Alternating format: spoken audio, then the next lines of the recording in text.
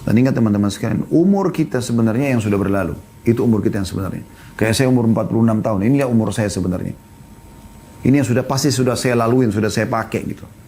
Tinggal kalau di atas amal soleh kita berharap Allah kabulkan. Kalau ada dosa kita tinggal mau tobat dan istighfar kepada Allah. Segera sebelum datang ajal. Jangan selalu berangan-angan dengan yang akan datang. Allahu alam. Berapa umur kita Allah kasih. Semoga Allah panjangkan umur kita di atas ketaatan. Tapi kita tidak pernah tahu berapa banyak lagi umur kita. Jangan terus-menerus lalai. Selalu berangan-angan ulang tahun, ulang tahun, ulang tahun. Lalu dirayakan seperti orang-orang kafir. Ini melalaikan. Makanya para ulama melarang acara ulang tahun itu. Karena memang melalaikan orang. Tiup lilin, kue, pesta-pesta, apalagi kemaksiatan dilakukan. Subhanallah, orang Islam bukan seperti itu keadaannya. Makin bertambah umur berarti makin dekat dia dengan liang lahatnya. Saya dan Anda semua sudah menuju ke liang lahat. Kita tidak tahu siapa yang berdulu jatuh ke liang lahat tersebut.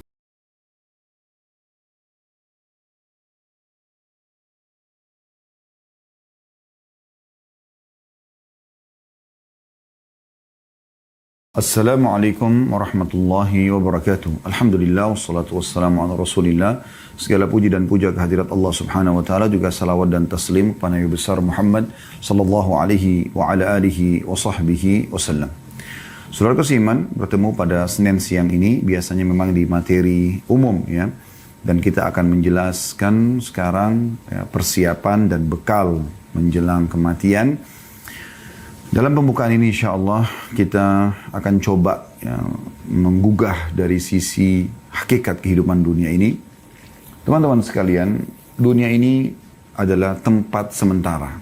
Saya ulangi lagi, dunia ini tempat sementara dan bukan menjadi target utama bagi orang beriman. Apapun yang kita miliki di dunia ini akan kita tinggalkan. Sebagaimana kita lahir di muka bumi ini dengan badan telanjang dan dibungkus dengan satu lembar selimut di awal lahir, dan kita menangis pada saat itu, bahkan dalam pandangan medis menangisnya bayi awal lahir adalah sebuah tanda sehat ya.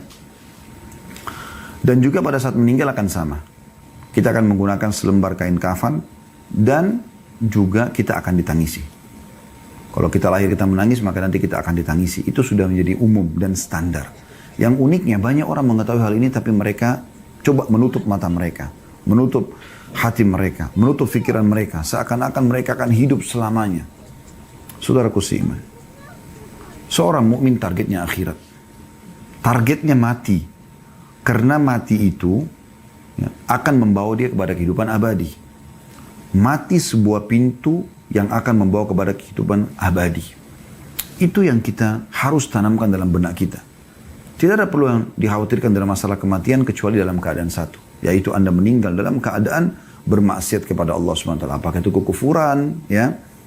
Apakah itu adalah kemaksiatan yang besar yang Anda tidak sempat taubat, maka itu Anda perlu khawatir. Tapi selama Anda berada di jalur keimanan, beramal saleh, patuh kepada Allah, mematuhi peraturan-peraturan Allah, menjauhi apa yang dilarang, maka tidak ada yang perlu dikhawatirkan. Justru orang mukmin rindu dengan kematian. Dan inilah yang memotivasi para sahabat ridwanullah alaihim dan orang-orang saleh sebelum kita, bagaimana mereka selalu ingin rindu mendapatkan mati syahid dengan berperang. Pada saat dikumandangkan perang luar biasa, mereka berada di saf-saf pertama. Bukan cuma orang-orang tua, anak-anak muda pun diantara mereka begitu keadaannya. Kita dengarkan kisah bagaimana Abdullah bin Abbas, Abdullah bin Umar, Abdullah bin Amr bin As, dan sahabat-sahabat Nabi yang lain yang masih kecil-kecil umurnya di perang Badr.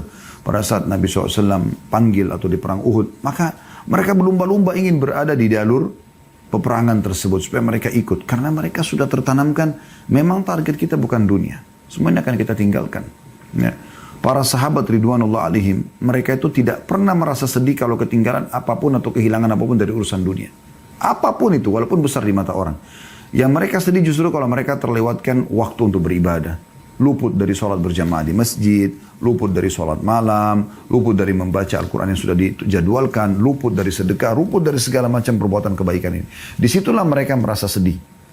Tapi kalau dunia mereka gak pusing. Karena memang kata Nabi SAW, raka'atai al-fajr khairu minad dunya wa ma fiha. 2 rakaat sholat sunnatul fajr lebih baik daripada dunia dan seluruh isinya. 2 rakaat saja yang kita kerjakan cuma 2-3 menit. Setiap subuh Anda bisa dapatkan itu. Tidak ada sesuatu yang menjadi target utama orang beriman ya, di dunia ini. Kecuali hanya dia tunggangi dunia untuk kebutuhan akhiratnya. Apapun yang dilakukan hubungkan dengan masalah akhirat. Makan, minum, semua itu dikonsumsi karena memang kita memberikan hak tubuh kita sehingga bisa menerima pahala di sisi Allah Subhanahu wa taala, bukan hanya sekedar menghilangkan lapar dan haus, maka akan jadi mubah kalau itu niatnya. Tapi kalau kita niatkan karena memberikan hak jasad yang Allah sedang amanahkan dan rasa lapar, rasa haus ini Allah yang munculkan supaya kita memberikan hak tubuh kita dan kita gunakan agar tubuh kita lebih kuat dalam beribadah kepada Allah Subhanahu wa taala, di situ akan nilai pahala, ya. Begitu juga dengan tidur, awalnya mubah, bisa menjadi sunnah, bisa menjadi ibadah. Kalau Anda niatkan memberikan hak tubuh, Anda mengantuk, Anda letih, berarti tubuh kita sedang butuh istirahat. Anda tangkap sinyal itu, kemudian Anda beristirahat. Dan niat istirahat ini untuk menguatkan tubuh agar bisa lebih kuat beribadah kepada Allah Subhanahu wa taala. Mandi, bukan hanya sekedar mandi biasa. Mandi biasa supaya hilang rasa gerahnya, itu mubah. Tapi dia bisa menjadi sesuatu yang sunnah, ibadah yang baik. Kalau Anda mengerjakannya karena ingin memberikan hak tubuh dan juga supaya tampil lebih bersih dalam beribadah kepada Allah SWT. Sampai Imam Malik rahimahullah setiap kali mau menyampaikan hadis Nabi SAW, beliau selalu mandi, beliau menggunakan baju yang terbaik, beliau pakai wangi-wangian yang terbaik, gitu kan. Begitu juga Imam Abu Hanifah rahimahullah setiap kali mau tampil mengajar ataupun beliau mau sholat malam, beliau selalu menggunakan pakaian yang terbaik, bukan untuk dipuji oleh orang, tapi karena ingin menggunakannya dalam ibadah kepada Allah Subhanahu wa taala, gitu kan? Maka di sini harus bisa diatur bagaimana niatnya, ya. Jangan pernah teman-teman targetnya dunia, karena akan pendek sekali, ya. Tapi kalau maksudnya pendek sekali targetnya, ya. Tapi kalau diniatkan untuk akhirat maka akan sangat luar biasa, ya. Akan sangat panjang, ya, sesuatu yang kita lakukan, ya, dalam arti kata dalam hal memasang target, ya, dan mengejar apa yang terbaik yang akan kita raih nanti di akhirat sana. Kita akan buka dengan hadis Aisyah radhiyallahu anha, di mana beliau berkata bahwasanya Rasulullah sallallahu alaihi wasallam bersabda, "Man ahabba liqa Allahi ahabba Allahu liqa'ahu, wa man kariha liqa Allahi kariha Allahu liqa'ahu." Barang siapa yang rindu, suka, ingin berjumpa dengan Allah, ya, maka Allah pun akan rindu berjumpa dengannya. Dan barang siapa yang membenci pertemuan dengan Allah, Allah pun akan membenci pertemuan dengannya. Ya, perhatikan di sini. Kemudian fakultu, ini jawaban nanti, ya. Kalau Anda mengatakan apa hubungannya hadis ini dengan bahasan kita, coba perhatikan. Fakultu, kata Aisyah, maka aku berkata, ya Nabi Allah, wahai Nabinya Allah, akarahiyatul mauti fakulluna nakrahul maut. Faqala laysa kadhaliki walakinnal mu'mina idha bushira birahmatillahi wa ridwanihi wa jannatihi ahabba liqa Allah fa ahabba Allahu liqa'ahu wa innal kafira idha bushira bi'adabillahi wa sakhatihi kariha liqa Allahi wa kariha Allahu liqa'ah. Artinya, kata Aisyah radhiyallahu anha, apakah yang dimaksud benci akan kematian, wahai Nabi Allah? Tentu kami semua takut dengan kematian. Nah, di sini yang menjawab tadi apa yang saya jelaskan dalam pembukaan kita, ya. Jadi orang mukmin tidak perlu takut. Aisyah mengatakan kami selama ini masih takut mati, gitu kan? Tapi dengarkan bagaimana setelah Nabi SAW menjelaskan kepada beliau. Kata Nabi SAW, bukan begitu maksudnya. Namun maksud yang benar adalah seorang mukmin jika diberi kabar gembira dengan rahmat, keridhaan serta surganya. Nanti kalau mati itu masuk surga loh. Nanti akan kita terima hasil amal-amal kita loh. Nah, misalnya kita bahasakan begitu. Maka dia pun akan rindu mati. Dia ingin rindu segera bertemu dengan Allah. Karena untuk bertemu dengan Allah kan harus mati dulu. Gak mungkin tidak gitu, ya. Maka Allah pun suka bertemu dengannya. Dan barang siapa yang benci, jika orang kafir diberikan kabar tentang siksa Allah dan ahli maksiat, nanti kau akan dimasuk neraka, nanti kau akan disiksa, maka dia pun benci untuk bertemu dengan Allah, maka Allah pun benci bertemu dengannya. Hadis ini sahih riwayatkan Imam Muslim. Ulama cuma mengatakan ada dua jenis orang yang takut mati. Yang pertama takut yang tidak tercela, yaitu takut sebagai sifat orang mukmin. Misalnya dia takut nanti kalau dia mati amalnya masih kurang, contoh. Nah itu masih positif, ya. Jadi bukan takut karena kematian, tapi takut amalnya kurang. Itu sering dinukil dari para salafus saleh. Mereka memang khawatir jangan sampai mereka mati dalam kondisi ya, amalnya masih kurang. Kemudian takut yang tercela adalah takut yang menunjukkan lemahnya iman karena tidak mau berpisah dengan dunia. Maka ini sangat ya buruk. Dan ini yang membuat umat Islam menjadi lemah. Justru nilai plus kita sebagai umat yang beriman kepada Allah pada saat kita justru tidak cinta dengan dunia dan tidak takut dengan kematian.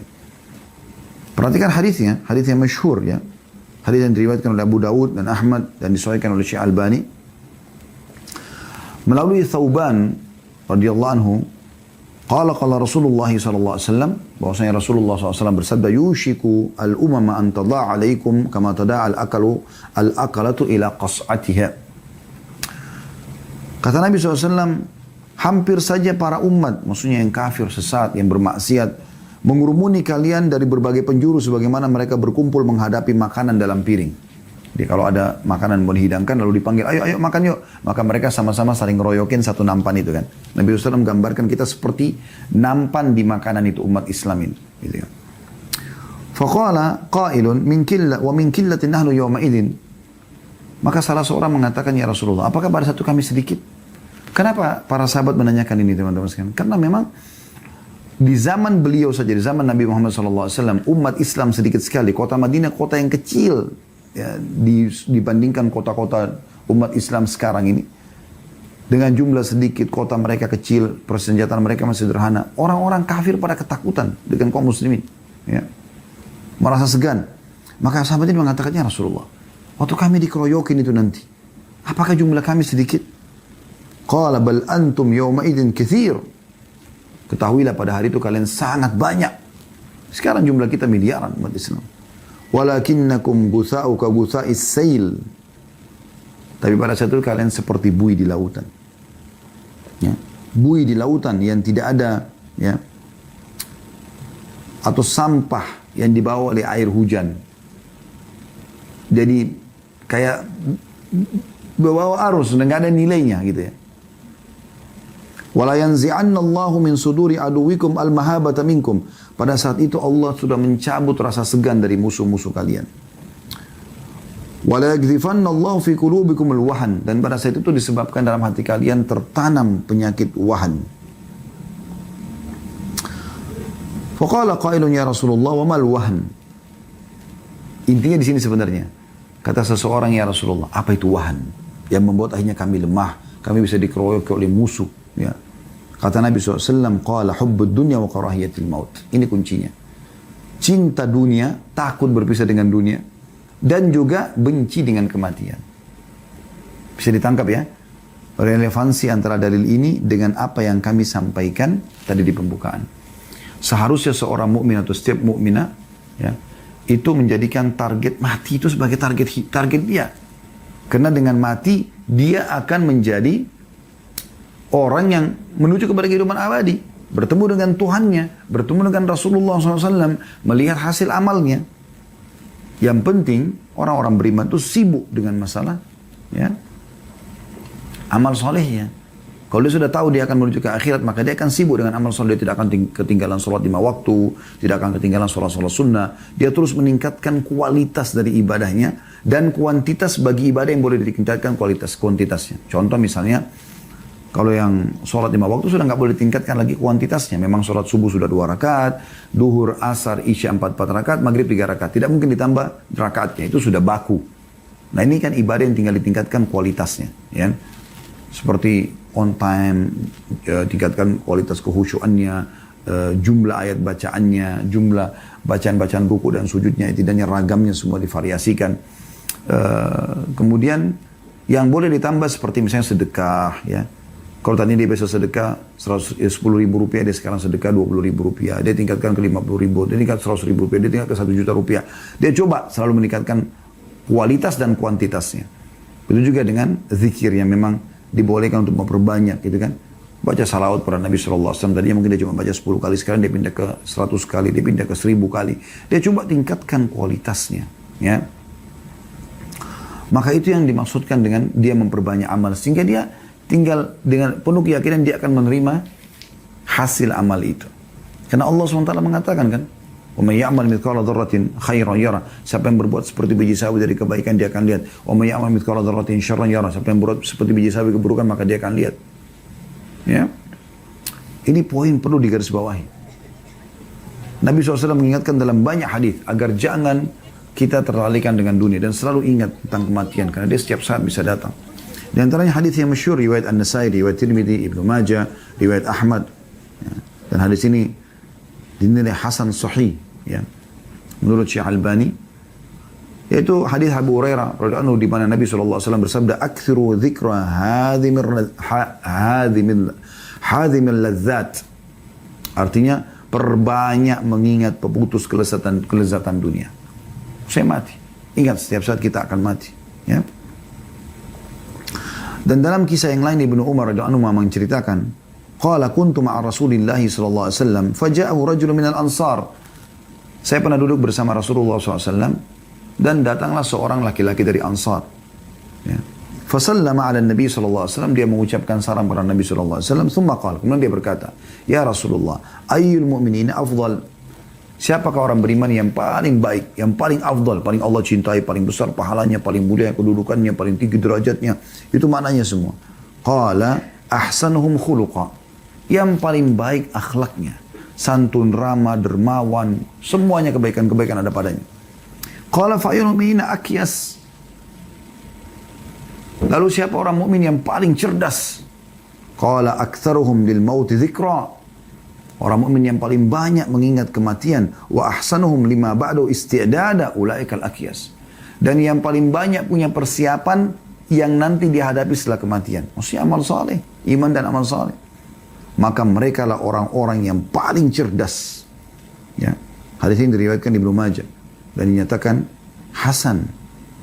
Juga dalam hadis Nabi SAW yang mengingatkan kepada kita bagaimana caranya agar kita lebih khusyuk dalam sholat, kita lebih semangat dalam ibadah, mengingat kematian. Kalau kita akan kembali, waktu kita terbatas.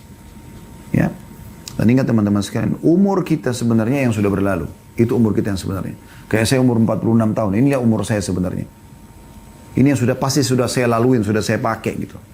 Tinggal kalau di atas amal soleh kita berharap Allah kabulkan. Kalau ada dosa kita tinggal bertobat dan istighfar kepada Allah. Segera sebelum datang ajal. Jangan selalu berangan-angan dengan yang akan datang. Allahu alam.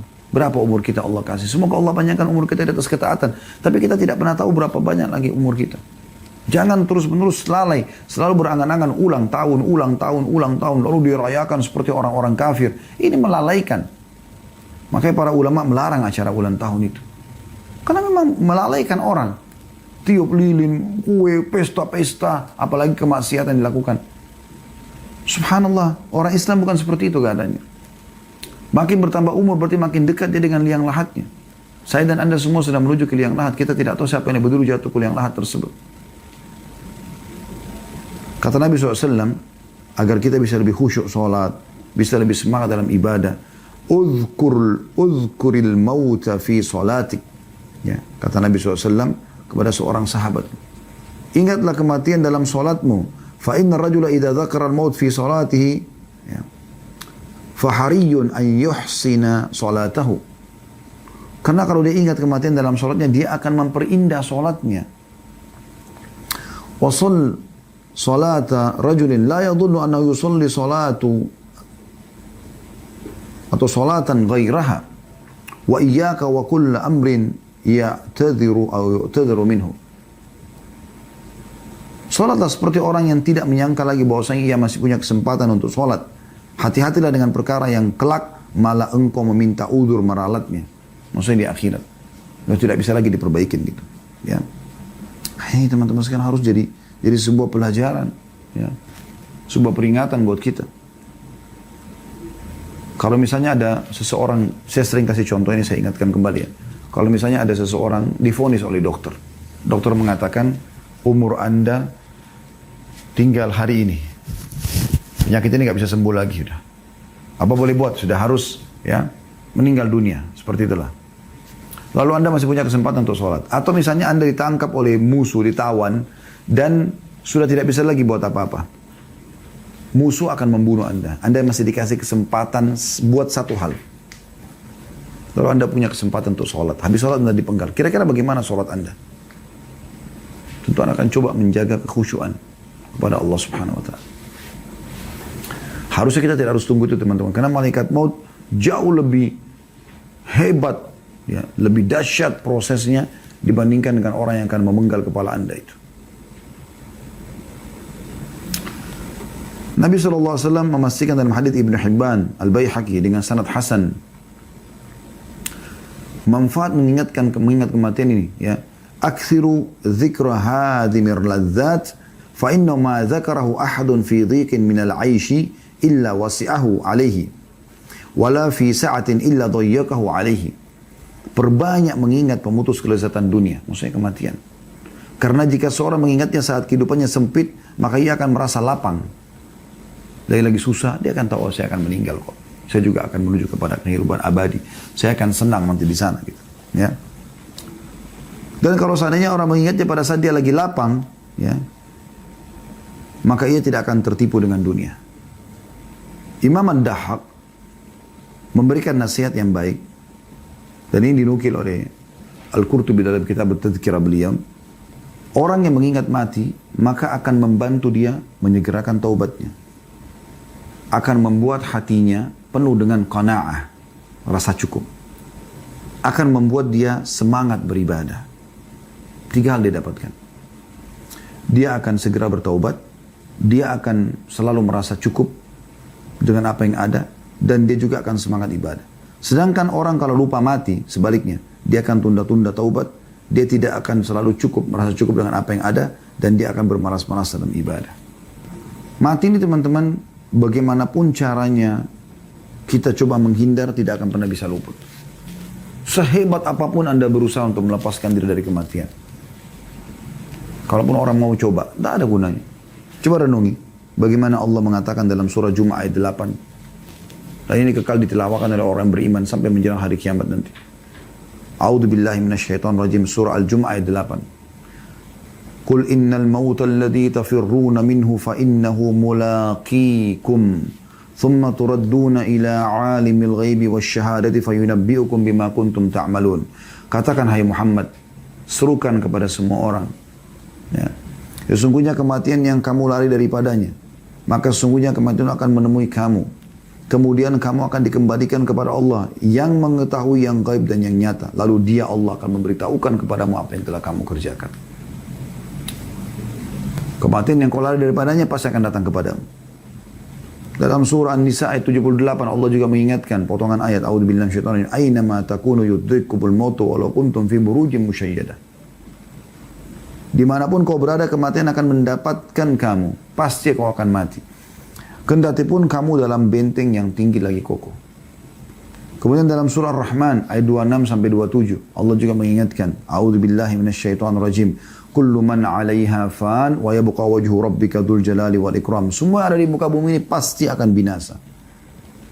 Dan yang tetap kekal lazat Tuhanmu yang mempunyai kebesaran dan kemuliaan. Surah Al-Imran 185 ayat yang paling masyhur masalah kematian. A'udzubillahi minasyaitonir rajim. Kullu nafsin dha'iqatul maut. Al-ayat. Semua jiwa pasti akan mati. Ya. Kata Ibnu Katsir rahimahullah berhubungan dengan ayat-ayat ini, beliau mengatakan dimaksud dengan ayat-ayat di atas adalah setiap orang pasti akan merasakan kematian. Tidak ada seorang pun yang bisa selamat dari kematian, baik ia berusaha lari daripadanya ataupun tidak. Karena setiap orang sudah punya ajal yang pasti. Ya. Tidak mungkin tidak. Maka ini teman-teman sekalian harus difahami baik-baik. Oleh karena itu teman-teman renungilah beberapa hal ini. Memang Nabi SAW ingatkan kepada kita, jangan jadikan dunia ini sebagai target. Saya ingin sentuh sisi ininya ya. Karena kalau kita bicara masalah bekal menjelang kematian, kalau orang membahas masalah perbanyaklah sholat, perbanyaklah puasa, itu ada juga pintunya sendiri untuk dibahas. Dan itu butuh pertemuan khusus bahas itu. Yang kami ingin sentuh tidak. Saya ingin membuat sebuah kendaraan teman-teman sekalian yang saya harapkan ini bisa menjadi pendongkrak utama Anda untuk bisa mengerjakan semua ibadah itu. Dengan sendirinya setelah dengarkan ini Anda akan sholat, Anda akan puasa, Anda akan zikir, Anda akan berdoa, Anda akan bakti sama orang tua, Anda akan bertobat. Semua akan Anda kerjakan. Itu yang saya inginkan dengan pertemuan kita ini. Ini yang saya masukkan dengan bekal menjelang kematian itu. Coba renungi sabda Nabi SAW yang lain. Dari hadis Ibnu Umar radhiyallahu anhu. Ya, hadis ini diriwayatkan oleh Bukhari. Kata Nabi SAW, kun fid dunya ka'annaka gharibun aw abiru sabil. Jadikan dirimu di dunia ini, setiap muslim diajak bicara oleh Nabi SAW. Setiap orang di antara kita, laki-laki ataupun perempuan, yang muda ataupun tua. Hidup di dunia ini seakan-akan kamu seorang yang asing. Bagaimana sih kalau kita asing? Kita ingin kembali ke wilayah kita. Atau seperti seorang pengembara saja. Maka Ibnu Umar berkata tentang hadits ini, "Idza amsayta fala tantadirus sabah." Kalau kau tiba sore hari, jangan pernah tunggu pagi. Jangan pernah mengkhayal kau masih hidup pagi. Anggap kau akan mati pada saat itu. Sehingga segera taubat dan segera memperbanyak amal saleh. Wa idza asbahta fala tantadirul masa. Kalau kau tiba di pagi hari lagi, seperti kita sekarang, tiba di pagi sore. Jangan tunggu sore hari. Belum tentu kita hidup. Wa khudh min sihhatika li maradik. Maksimalkan masa sehatmu sebelum datang sakitmu. Orang kalau sudah sakit susah aktivitasnya. Kamu sekarang sehat. Wa min hayatika li mautik. Dan mumpung kau masih hidup sebelum matimu datang. Kenapa buang waktu pada hal yang tidak ada gunanya? Ibadah. Dan hanya kamu, hai saudaraku, yang bisa membuat kau beribadah sendiri. Enggak mungkin orang lain. Semua ada di tanganmu keputusan. Kau ingin masuk surga, di tanganmu keputusan. Kau ingin masuk neraka, di tanganmu keputusan. Kau ingin rajin, di tanganmu. Prestasi di tanganmu. Kau ingin malas, menjadi orang yang buruk juga di tanganmu. Kami, saya dan teman-teman dai hanya bisa teriak-teriak seperti ini, menyampaikan. Keputusan tangan Anda mau berubah atau tidak? Kami tidak perlu teman-teman Anda mengatakan, oh ceramahnya bagus ya, menyentuh. Nggak perlu itu. Anda ambil manfaat atau tidak. Nggak penting itu. Semoga Allah ikhlaskan niat. Setiap dai yang ikhlas tidak akan butuh pujian itu. Tapi bagaimana yang sedang disampaikan ini sampai pada hati setiap orang yang mendengarkan. Dan mereka bisa berubah. Manfaat Anda dengarkan ceramah seperti ini kalau Anda bisa berubah menjadi orang yang lebih dekat kepada Allah SWT. Takut terhadap dosa yang berlalu. Takut dengan amal soleh yang masih sedikit. Bilal pernah menangis satu waktu. Radhiyallahu anhu, lalu ditanyakan, kenapa Anda menangis? Dia mengatakan perjalanan jauh dan bekal masih sedikit. Padahal beliau sudah masuk Islam di awal-awal Islam dan menjadi muadzin Nabi SAW, jihad setelah, dan masa Nabi jihad juga setelah ya, Nabi SAW, dan sekian banyak amal soleh yang beliau kerjakan. Hasan Basri mengatakan rahimahullah dalam masalah ini, al-mu'minu fid dunya qal gharibi wa la yajza' min dhulliha wa la yunafisu fi izziha lahu sya'an walin nasi sya'an. Seorang mukmin di dunia seperti orang asing. Tidak pernah gelisah terhadap apa yang orang dapatkan dari dunia. Oh, dia mau maju, dia berhasil, silakan. Saya ya saya. Tetap kita kejar prestasi dunia semampu kita. Tapi bukan berarti kita iri, dengki, berkecamuk, berebut-rebutan dengan haknya orang lain. Bukan sifat orang beriman itu. Tidak pernah saling berlomba. Ya. Dengan menggilai dunia atau mengejar dunia. Penggila dunia, pengejar dunia memiliki urusan sendiri. Dan orang asing, orang beriman yang ingin kembali ke akhirat juga punya urusan sendiri. Pasti beda. Nggak mungkin sama. Jadi Anda kalau mau jadi orang akhirat, beda dengan orang-orang yang kejar dunia, beda sekali. Mereka bingung dengan kita bersedekah. Mereka pikir kenapa bersedekah, kenapa tidak nabung. Karena mereka pikirnya dunia. Mereka heran kenapa kita ke masjid sholat. Bagi mereka itu terlalu membuang waktu. Atau kenapa harus puasa, bukankah cuma sunnah, bukankah lapar, bukankah haus, bukankah begini dan begitu. Atau As-Salimi berkata dalam doanya rahimahullah, Allahumma arham fid dunya gurbati. Ya Allah, kasihanilah, rahmatilah keasinganku di dunia. Maksudnya apa? Aku ingin mau jadi asing dunia, maka bantu aku dengan rahmatmu supaya aku bisa lakukan itu. Warham fil qabri wa ya, wahsyati. Dan selamatkan, ya, kasihani aku dalam kuburku dan hiburlah aku di kesendirianku, ya, di kubur itu. Warham mauqifi ghadan baina yadaik, dan kasihani juga aku, ya, di saat aku sedang berdiri di antara kedua tanganmu, maksudnya pada hari kiamat nanti. Yahya bin Mu'adz Ar-Razi rahimahullah berkata, ad-dunya khamrus syaitan. Dunia ini khamarnya syaitan, minuman kerasnya syaitan. Wa man sakara minha lam yafiq illa fi uskaril mauti nadiman ma'al khasirin. Siapa yang mabuk, karena kan dunia ini dikatakan khamrnya syaitan. Siapa yang ikut mabuk situ, barulah tersadarkan ketika kematian telah datang kepadanya. Nantinya ia akan menyesal bersama dengan orang-orang yang merugi.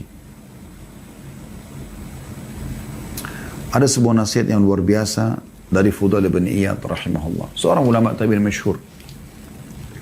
Dia pernah bicara sama seseorang, kebetulan beliau sudah tua, orang itu juga sudah tua. Yang diajak ngomongin sudah 60 tahunan, seumur dengan beliau gitu. Beliau bertanya begini, Kam atat alaik? Kam atat alaik? Ya. Udah berapa umurmu? Orang itu menjawab, Sittuna sana, 60 tahun. Kata Fudail, Fa anta mundu sittina sana tasiru ila rabbika yushiku an tabluk. Kalau begitu kau sudah 60 tahun berjalan menuju Tuhanmu dan sebentar lagi kau akan sampai. Orang itu mengatakan, Inna lillahi wa inna ilaihi raji'un.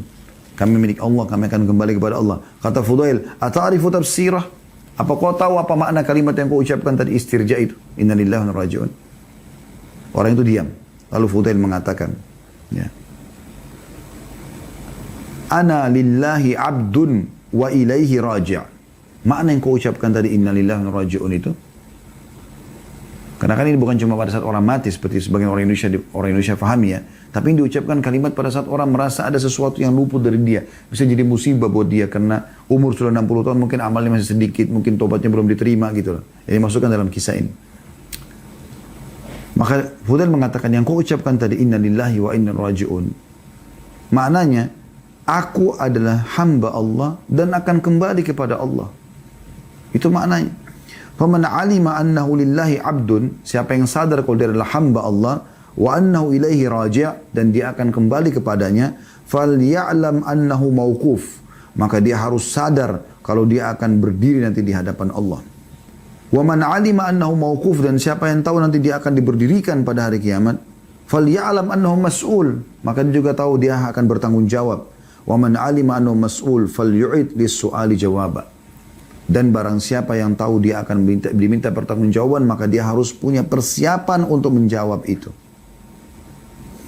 Maka orang itu bertanya lagi kepada Fudail, Famal hila? Kalau gitu apa solusinya? Kata Fudail, Yasira, mudah sekali. Orang itu bertanya, Mahia, apa itu? Kata Fudail, Tuhsinu fima bakiya, yugfaru laka ma madha. Ini kalimat luar biasa ya. Perbaiki amal solehmu di sisa umurmu yang masih Allah kasih, maka akan diampuni kesalahanmu yang lalu. Sekarang kau berbanyak amal soleh termasuk taubat, maka akan dimaafkan kesalahanmu yang lalu. Dan tersisa berarti amal-amal soleh saja yang kau kerjakan. Fa innaka in asa'ta fima baki, karena kalau kau masih merusak lagi di umur yang tersisa, masih buat dosa lagi, ukhidta bima madha wa bima baqiya. Karena kau akan dihukum dengan apa yang telah lalu dan juga yang akan apa yang tersisa. Nah, jadi ini luar biasa gitu. Harusnya difahami ini teman-teman sekalian. Nasihat yang luar biasa gitu. Ya. Kemudian juga dinukil dari Imam Ahmad rahimahullah. Beliau pernah ditanya tentang zuhud. Ayyu syai'iz zuhudi fid dunia. Bagaimana caranya zuhud di dunia? Supaya tidak terlalu pikirkan dunia gitu. Qala kisarul amal. Tidak memperbanyak angan-angan dunia, ya. Man idza asbah qala la amsi. Yaitu orang kalau tiba di pagi hari dia akan mengatakan saya tidak akan tiba sore. Qala wa hakadha qala Sufyan, dan begitulah Sufyan berkata, qila li Abi Abdullah, ditanyakan kepada Abu Abdullah Musa Imam Ahmad, bi ayyi syai'in nasta'inu ala kisril amal. Bagaimana caranya kita bisa tidak berangan-angan panjang dengan dunia ini? Qala ma nadri innama huwa taufiq. Kata Imam Ahmad, saya tidak tahu. Yang saya tahu adalah taufik dari Allah, atau Allah yang memberikan itu. Maka teman-teman renungi baik-baik sebelum datang kematian. Jangan pernah kita termasuk orang yang mengucapkan ayat ini. Surah Al-Mu'minun ayat 99 sampai ayat 100. Orang-orang yang banyak maksiatnya tidak sempat taubat, lalai semua waktu di dunia selama hidup yang Allah kasih. Apalagi dalam keadaan kekafiran, kemunafikan, kemusyrikan. perbuatan-perbuatan bid'ah, sibuk dengan semua hal-hal yang langgar, diingatkan tidak mau tahu. Maka mereka pada saat meninggal akan mengatakan ayat ini. Qala rabbirji'un la'alli a'malu salihan fima tarakt. Wahai Tuhanku, kembalikan aku ke dunia. Semoga aku bisa mengerjakan amal soleh yang dulu aku tinggalkan. Jangan sampai kita termasuk orang-orang yang seperti ini, teman-teman sekalian. Orang yang sibuk menyebutkan masalah-masalah seperti ini. Tidak ada gunanya buat dia. Pertanyaan sederhana, teman-teman sekalian. Sampai kapan Anda selalu menunda sholat? Sampai kapan Anda selalu tidak khusyuk dalam sholat?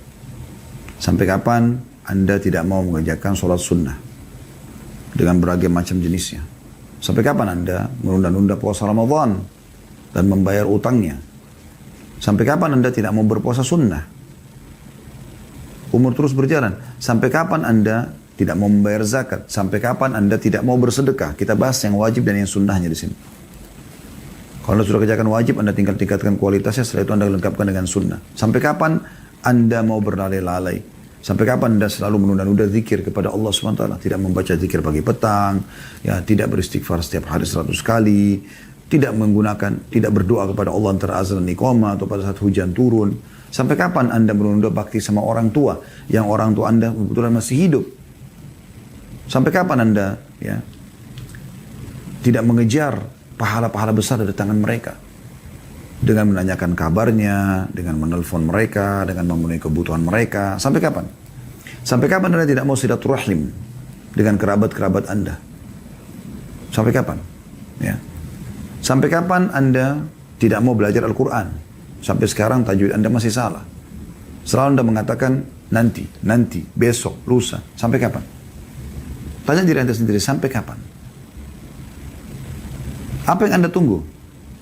Tunggu kematian baru datang? Setelah mati baru kemudian baru menyesal? Sampai kapan? Sampai kapan Anda menunda-nunda untuk pindah dari tempat yang haram ke tempat yang halal? Bekerja. Sampai kapan? Sampai kapan Anda, wahai muslimah yang masih belum tutup aurat, untuk tutup aurat Anda? Sampai kapan Anda mau buka tutup aurat Anda? Sampai kapan? Sampai kapan Anda mau minta maaf atas kesalahan Anda yang Anda lakukan? Sampai kapan Anda akan berhenti dari transaksi ribawi, manipulasi data, berbohong? Sampai kapan? Sampai kapan semua masih Anda lakukan? Dan kira-kira kapan Anda mau berhenti menjadi orang yang lebih baik? Peraturan Allah tidak akan berubah. Allah mengatakan dalam Al-Quran, وَلَنْ تَجِدَ لِسُنَّةِ اللَّهِ تَبْدِيلًا. Tidak akan pernah berubah sistem yang sudah Allah ciptakan. Anda sudah tahu kisah, dan Anda harus tahu itu. Kisah Nabi-Nabi dan orang-orang yang menjadi pengikutnya. Tidak usah jauh-jauh, kita langsung kepada Nabi Muhammad SAW dan para sahabatnya. Lihat bagaimana Abu Bakar, Umar, Uthman, Ali, Talha, Zubair, dan kisah-kisah sahabat Nabi seluruhnya. Ridwanullah alaihim yang ikhlas, yang meninggal dalam keadaan iman. Kita tidak bicara yang sempat murtad, yang memang pura-pura masuk Islam, yang jadi munafik. Kita bicara sahabat-sahabat Nabi yang betul-betul tulus. Dan kisah-kisah mereka di kedua tangan kita. Kami sudah membedah lebih dari 50 kisah sahabat Anda bisa dengarkan. Anda bisa banyak baca buku dalam bahasa Indonesia tentang kisah mereka. Kisah-kisah sahabiat Nabi, para ummahatil mukminin, para istri-istri Nabi, dan juga para sahabat Nabi yang lain. Bagaimana perjuangan mereka dalam rumah tangga mereka, dalam memperjuangkan sunnah Nabi SAW, dalam ikut berjihad dengan Nabi SAW. Lihat mereka. Mereka adalah orang-orang yang sudah sukses. Ya. Siapa yang mengikuti mereka, maka buah tidak akan jauh dari pohonnya. Kita akan bersama dengan mereka. Dan dalam kehidupan mereka ada orang-orang munafik. Ada Abdullah bin Ubay bin Ka'ab, Ubaidillah bin Ubay bin Ka'ab, ya. Maaf. Ubaidillah bin Abi Salul. Mohon maaf, saya ulangi. Ubaidillah bin Ubay bin Salul. Kemudian ada beberapa tokoh-tokoh munafikin, ya, di Madinah. Pura-pura Islam. Sampai kapan Anda mau seperti ini? Mau seperti ini? Akan sama. Ujungnya akan sama dengan mereka. Yang masih dalam keadaan kafir. Lihat Abu Jahal, Abu Lahab. Jaya mereka cuma sebentar di Mekah. Habis itu pada saat mereka terbunuh di perang Badar, selesai. Abu Jahal terbunuh, Umayyah bin Khalaf terbunuh, Syaibah terbunuh, Al-Walid terbunuh, Uqbah terbunuh, ya. Utbah, ya. terbunuh. Bukan Uqbah tapi Utbah. Kemudian Abu Lahab terbunuh tapi di Mekah, bukan di peperangannya. Habis cerita mereka. Dan hanya dikenang keburukannya. Sebelumnya ada Fir'aun, ada Namrud. Ya. Semua nabi-nabi dan orang beriman selamat. Dan semua orang-orang yang kufur, munafik, musyrik, semua akan celaka. Itu tidak akan berubah. Anda tinggal tentukan jalan Anda. Dunia ini sudah lama berlalu teman-teman sekalian. Bukan baru umurnya. Kita ini penduduk-penduduk terakhir dunia. Jangan Anda pikir Anda ini barah di dunia ini baru. Enggak, ini dunia sudah tua. Sudah tua. Dalam sebuah riwayat bahkan Nabi SAW menggambarkan dunia ini seperti seorang wanita yang tua sekali. Sudah tua. Kita di akhir-akhirnya.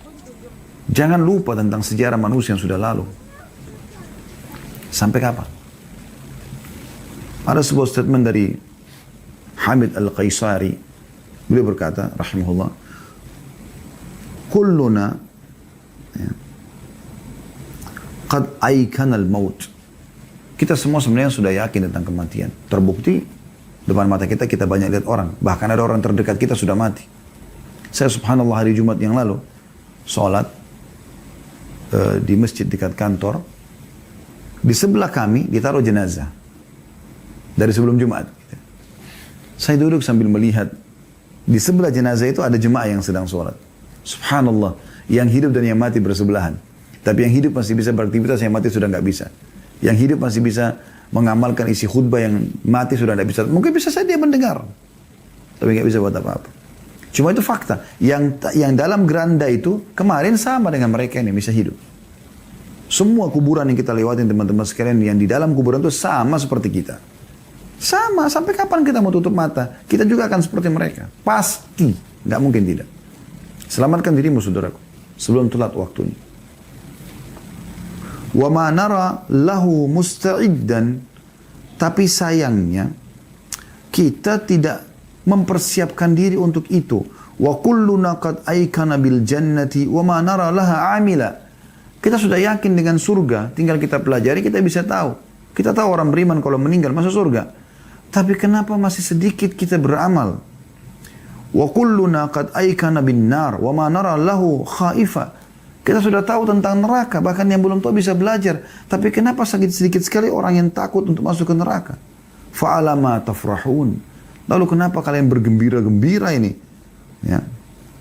Seakan-akan lupa dengan itu. Wa ma asaitum tantazirun. Dan apa kira-kira yang kalian tunggu? Al-maut, apakah kematian? Fahuwa awwalu waridi alaikum min amrillahi bi khairin aw bi syarr. Padahal dia perkara pertama yang datang kepada Allah, yang memutuskan kalian dari dunia ini, dia bisa jadi baik atau buruk. Kalau meninggal dalam keadaan baik, maka baik. Kalau meninggal dalam keadaan kufur, maksiat, maka buruk. Faya ikhwata, siru ila rabbikum sayran jamila.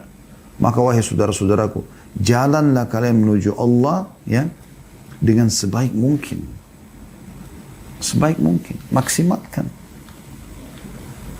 Renungi sabda Nabi SAW dalam hadis riwayat Al-Hakim, dan ini disahihkan oleh Syekh Albani. Hadis yang masyhur. Kata Nabi SAW, "Igtanimu khamsan qabla khamsin." Maksimalkan 5 perkara sebelum 5 perkara. Nabi ingatkan. Yang pertama, syababaka qabla haramik. Masa mudamu sebelum masa tuamu. Maksimalkan mumpung masih energik, matanya masih terang. Ayo sholat ke masjid, jangan malas-malasan terus. Ayo baca Quran. Jangan sudah tua baru mau berangan-angan. Sampai itu ada salah satu kerabat kami sudah meninggal rahimahullah. Semoga Allah maafkan. Setelah umurnya 65 tahun baru dia bilang, saya mulai sekarang mau baca kisah-kisah sahabat dan saya mau menulis buku-buku itu. 65 tahun umurnya. Mana kamu dari 20 tahun, 25 tahun, 30 tahun? Mana? Umur yang belasan puluhan tahun tidak digunakan itu kenapa? Kalau Anda di sini ada yang ikuti ceramah kami ini, ternyata belum maksimal di masa dia. Jangan haramkan anak-anak. Kejar pahala di anak-anak, memasukkan mereka ke pesantren, buat mereka hafal Quran. Kejar kekuranganmu di situ. Supaya mereka kalau beramal kau akan panen pahala. Yang kedua, wasihatika qabla sakamik. Sehatmu sebelum kau sakit. Anda ikut acara ini kalau Anda belum flu, belum demam, belum rematik, belum stroke, belum segala macam. Maksimalkan akhi dan ukhti. Ibadah. Ibadah. Kami cuma bisa teriak-teriak seperti ini. Keputusan di tanganmu, hai saudaraku. Berubah. Gitu kan. Berubah, semua di tanganmu. Kalau kau ingin berubah, maka Allah akan mudahkan itu. Kata Allah SWT dalam Al-Quran. A'udzu billahi minasyaitonir rajim. Innallaha la yughayyiru ma biqaumin hatta yughayyiru ma bi anfusihim. Allah tidak akan mengubah nasib satu kaum sampai mereka mengubah diri mereka sendiri. Kalau kita mau mengubah menjadi orang yang baik, hijrah, maka kita akan jadi seperti itu. Yang ketiga, wa ghinaka qabla faqri. Kayahmu, punya pendapatan sebelum miskin. Ayo sedekah. Kalau tiba saat di mana kau sudah bangkrut, tidak punya lagi yang kau bisa sedekahkan, kau akan nyesal. Yang keempat, wa faragaka qabla syaglik. Waktu kosongmu sebelum kau sibuk. Mana kadang-kadang orang bilang, wah nggak ada kerjaan nih, kosong. Sibuk nonton sesuatu sampai berjam-jam. Begadang dari malam sampai pagi. Akhi dan ukhti, kenapa nggak begadang dengan Al-Quran? Mendengarkan ilmu, menulis.